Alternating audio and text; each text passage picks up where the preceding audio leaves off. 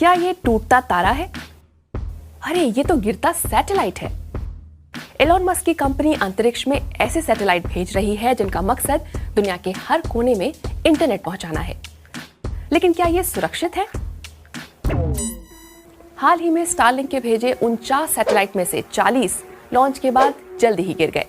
चीनी प्रशासन ने दावा किया कि स्टारलिंक के सैटेलाइट की उनके नए स्पेस स्टेशन टियानगोंग से टक्कर होते होते बची। हर कोने में इंटरनेट का सपना दिखाने वाला यह मिशन क्या अंतरिक्ष में कचरा और एक्सीडेंट बढ़ाने वाला कदम साबित होगा?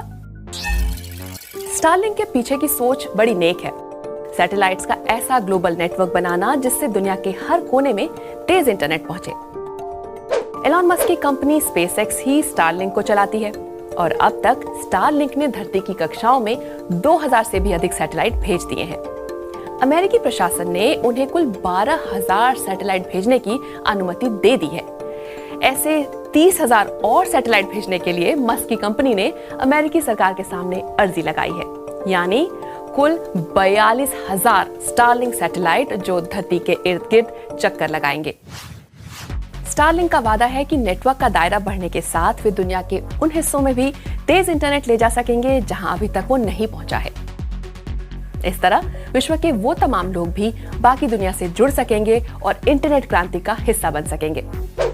मिसाल के तौर पर एलोन मस्क की कंपनी भारत के गांवों और ग्रामीण इलाकों में रहने वालों तक तेज इंटरनेट ले जाना चाहती है।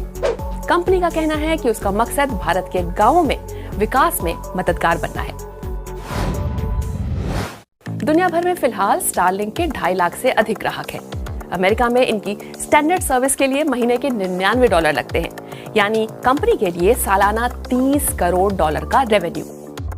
जब कंपनी और तेज स्पीड देना शुरू करेगी तो जाहिर है कि ग्राहकों से उसकी और ऊंची कीमत वसूलेगी। प्रीमियम सर्विस के लिए कारोबार, कंपनियां और दूसरे सुपर यूजर ज्यादा कीमत चुकाने के लिए तैयार भी हो जाएंगे।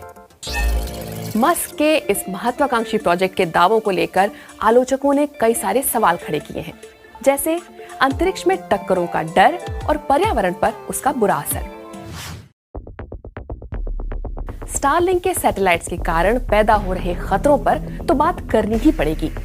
हाल ही में लॉन्च के बाद जैसे उसके 40 सैटेलाइट गिर गए, वो कोई छोटी या नजरअंदाज करने वाली बात तो नहीं है ना। ये सब आखिर हमारी धरती के वातावरण में ही चूर चूर होकर बिखरे हैं। पिछले साल पृथ्वी की कक्षा में जितनी भी टक्करें होते होते रह गई, उनमें से आधी के लिए स्टारलिंक सैटेलाइट जिम्मेदार थे।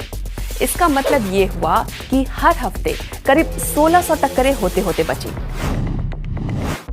जब ऐसा कोई क्रैश होता है तो उसके कई तरह के असर दिखते हैं।